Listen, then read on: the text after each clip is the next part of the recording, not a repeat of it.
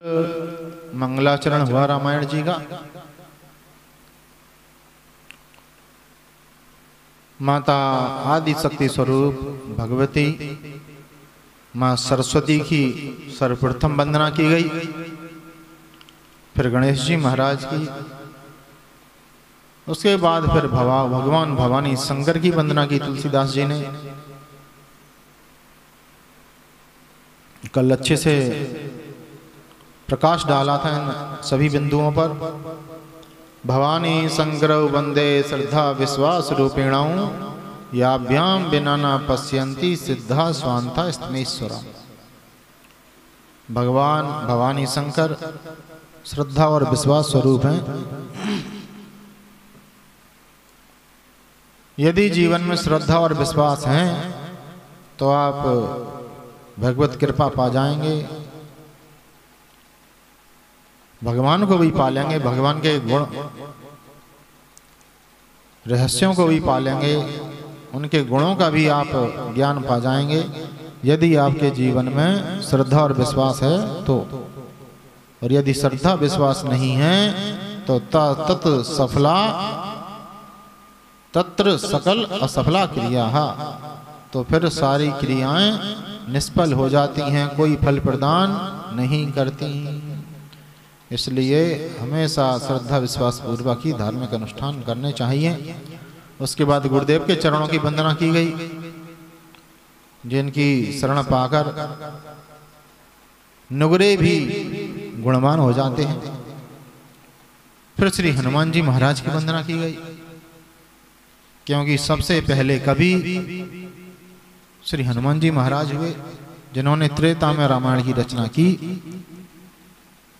पर वह युग त्रेता युग था। वाल्मीकि जी महाराज को ब्रह्मा जी ने आदेश दिया था रामायण की रचना करने का, इसलिए हनुमान जी ने अपनी कृति को गुप्त रखते हुए वाल्मीकि रामायण का ही प्रचार प्रसार होने दिया। पर वाल्मीकि जी से भी बड़े यदि राम तत्व के कोई ज्ञाता थे और वाल्मीकि जी से भी बड़े कोई राम जी के भक्त और राम जी के गुणों को जानने वाले थे तो वो हनुमान जी महाराज थे। बोलिए बजरंगबली भगवान की जय। हालांकि कहा है कि उल्टा नाम जगत जग जाना वाल्मीकि भाई ब्रह्म समाना। वाल्मीकि जी ब्रह्म समान हो गए थे, महान थे, महर्षि थे उस समय के।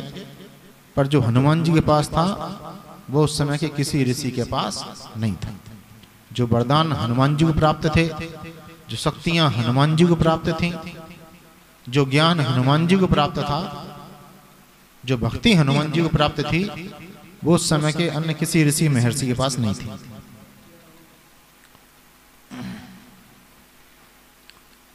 तो कपीश्वर तुलसीदास जी ने हनुमान जी महाराज की और वाल्मीकि जी महाराज की दोनों की संग में वंदना की। फिर मां सीता के चरणों की वंदना की गई।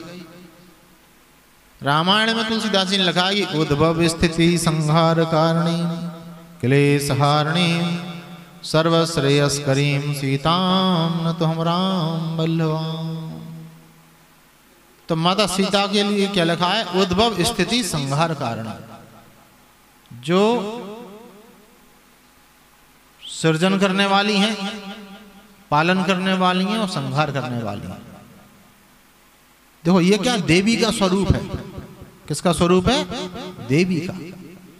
अब देवी ही सृजन करने वाली है, देवी ही पालन करने वाली है, देवी ही संहार करने वाली है।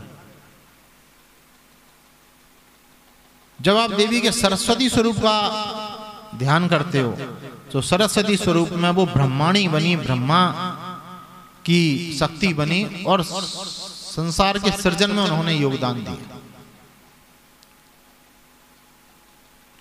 वो ही जब विष्णु जी की शक्ति बनी तो माता के चालीसा में आता है, क्षीर सिंधु में कर्त निवासा दया सिंधु दीजे मनासा।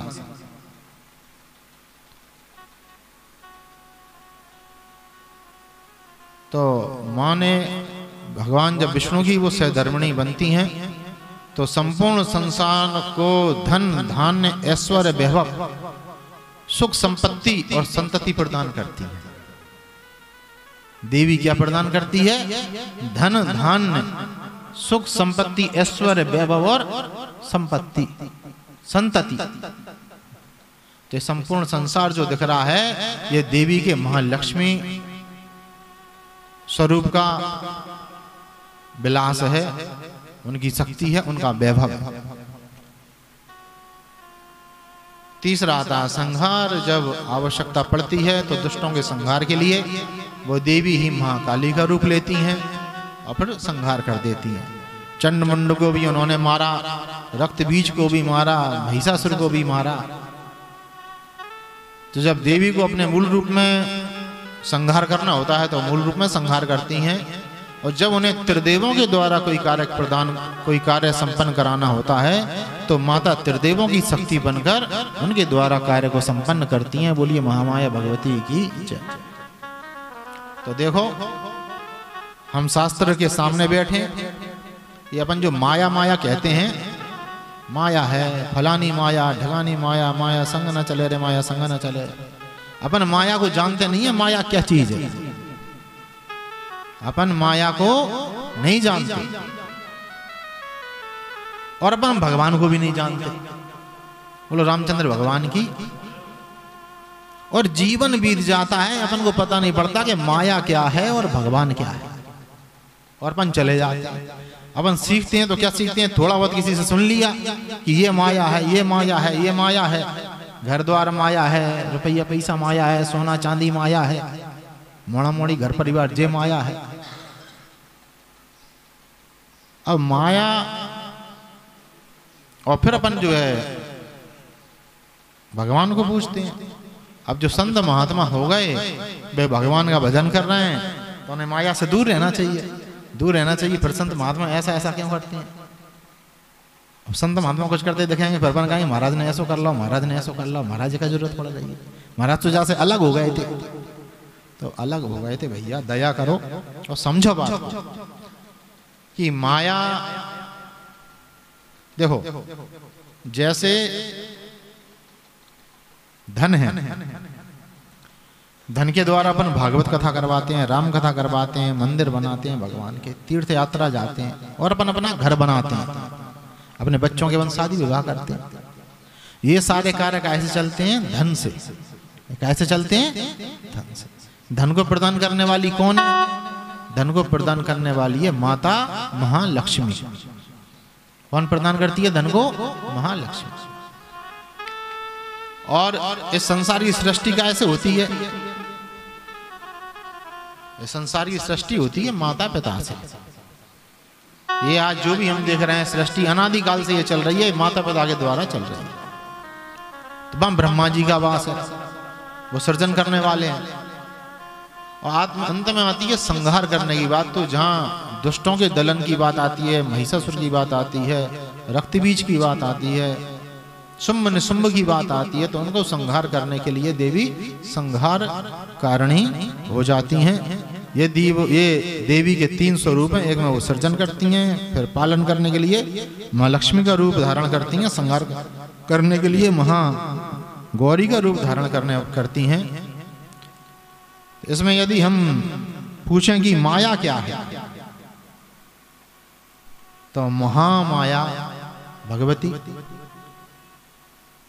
वो सृजन करने वाली है, वो पालन करने वाली है, वो संहार करने वाली है। रामायण में तुलसीदास जी ने कहा उद्भवी स्थिति संहार कारिणी क्लेश हारिणी, सारे क्लेशों को वो नष्ट करने वाली है। सर्व श्रेयस करीम सीताम, सारे श्रेयों को प्रदान करने वाली है, सुख संपत्ति को प्रदान करने वाली है। न तो हम राम बल्लभाम, वो भगवान श्री राम की यानी ब्रह्म की प्रिया हैं, उनको हम प्रणाम करते हैं। जगत सुता जगत जननी जानकी अति से प्रिय कल्याण धान की, तागे जुगपद कलमल मनावऊं जासु कृपा निर्मल मति पावऊं। तो कहने का तात्पर्य है भैया दोनों हाथ जोड़कर ध्यान रखना, इस बात को पकड़ के जाना। आज रामायण तो और अपन बढ़ेंगे, पर इस बात को पकड़ के जाना कि ना तो वहां सरस्वती का जो वैभव है, मां सरस्वती का जो ज्ञान है, ना वो माया है। माँ लक्ष्मी का जो ऐश्वर्य है ना वो माया है, और माँ गौरी तो फिर जो विनाश करती है ना वह माया है। माया होती है हमारे भीतर, हमारा अज्ञान माया है। माया क्या होता है? अज्ञान होता है माया। लोभ है माया, छल है माया, कपट है माया, असत्य है माया, झूठ है माया। ये सारी चीजें आदमी के उत्थान का कारण न होकर उसके पतन का कारण बनती हैं। आप मेहनत करके यदि कमाओगे, मेहनत करके आप अच्छा जीवन जियोगे, कर्म करके अच्छा जीवन जियोगे, तो फलोगे, फूलोगे और आनंद को प्राप्त करोगे। शिवलोकम वाप्नोति शिवेन सह मोदते। भगवती की कृपा से, कर्म करने से, मेहनत करने से जिस ऐश्वर्य की प्राप्ति होती है उसको यहाँ भोगते हुए हम बाद में फिर भगवान के लोक को जाते हैं और फिर भगवान के साथ हमें आनंद की और ऐश्वर्य की प्राप्ति होती है।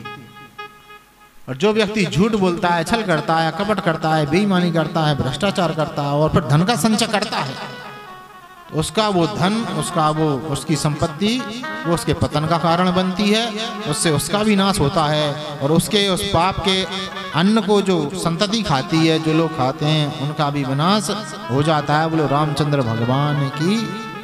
तो भैया मेहनत से कमा के खाओगे और मेहनत से अपनी उन्नति करोगे तो आपका कभी कोई नुकसान नहीं होने वाला। बोलो रामचंद्र भगवान की जय। ऐसा कहीं नहीं लिखा, क्योंकि अपने जितने राजे महाराजे थे, चाहे विक्रमादित्य हों, चाहे राजा जनक हों, चाहे राजा भरत हों, भागवत में अपन कितने राजाओं की कथा सुनते हैं। उनमें से कोई दरिद्र था क्या? कोई दरिद्र था उनमें से? कोई गरीब था उनमें से? भगवान ने दशरथ जी के यहाँ अवतार लिया, मनु महाराज के यहाँ अवतार लिया, तो वो गरीब थे क्या? माँ सीता जनक की बेटी बनी तो जनक जी गरीब थे क्या? तो गरीब होने से भजन नहीं हो जाता। अगर गरीब होने से भजन होता तो जितने शहर चमार है ना, ये सब ऋषि बन जाते। अगर कुटिया में रहने से, टूटे घर में रहने से, गरीब होने से भजन होता तो शहर चमार जितने हैं सब, वो सब के सब ऋषि हो जाते। पर वो ऋषि नहीं होते। ऋषि वो होता है जो अपने मन को पवित्र करके, मन के विकारों को मिटाकर, मन को पवित्र करके और भगवान के साथ अपने तार को जोड़ देता है, वो ऋषि होता है। टूटे घर में रहने वाला ऋषि नहीं होता। बोलो रामचंद्र भगवान की जय हो।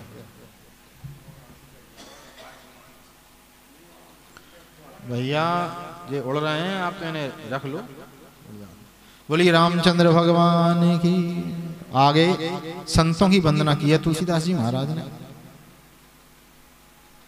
और आज के जमाने में तो चाहे संत हो, चाहे महात्मा हो, चाहे गृहस्थ हो, भैया बिना व्यवस्था के किसी का काम नहीं चलने वाला। बोलो रामचंद्र भगवान की जय।